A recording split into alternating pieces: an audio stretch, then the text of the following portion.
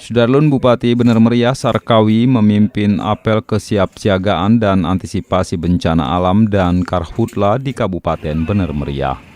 Apel yang berlangsung di lapangan Masjid Babul Salam, Kecamatan Bukit ini diikuti hingga 700 personil, perwakilan dari berbagai lembaga maupun organisasi masyarakat.